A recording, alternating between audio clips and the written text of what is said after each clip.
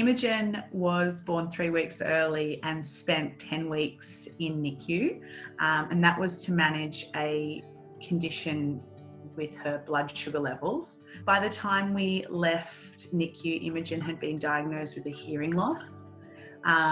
We received a lot of follow-up with doctors once we were home, and it was at her 6-month checkup with the paediatrician that myself and her dad mentioned our concerns that she wasn't reaching any milestones for the 6-month check.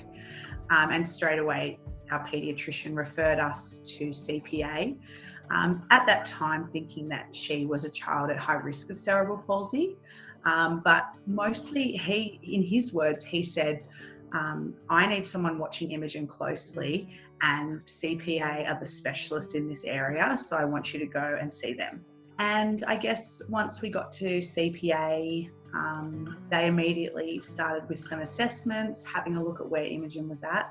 And about a week before going to the early diagnosis clinic, we had a phone call from our geneticist who 10 months prior had taken blood tests from Imogen and confirmed that Imogen has a syndrome called Sotos syndrome, which presents as a global delay, low muscle tone, and quite a few other features that match Imogen's presentation. My name's Emma. I'm a physiotherapist working with Imogen at CPA in Orange.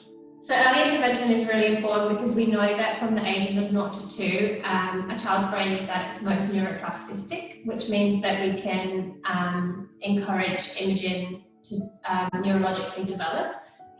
Evidence-based practice suggests that goal-directed therapy, child-driven and repetition are 3 really key aspects. So I guess when we first went to CPA, the first meeting was really for the therapists to check Imogen out and see where she's at. Straight away we had tips and tricks that we were learning at the weekly physio sessions. And as well as working on head control, we started working on rolling. So by 9 months of age, Imogen was rolling back to front and front to back. In OT, we've really been focusing on some cognitive skills and just working towards general developmental milestones. But now that we have a diagnosis of Sotos syndrome, we know that these kiddies have some level of intellectual disability.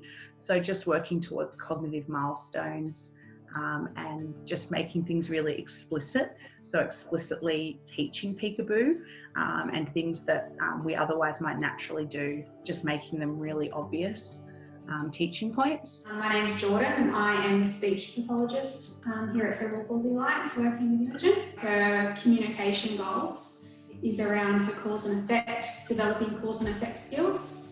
And we're using a switch at the moment to stop and play music, and she's really getting the hang of that. She's starting to show a bit more intentional movement. And we're also working on her expressive communication using keyword sign. So my name's Hannah and I'm the occupational therapist working with Imogen.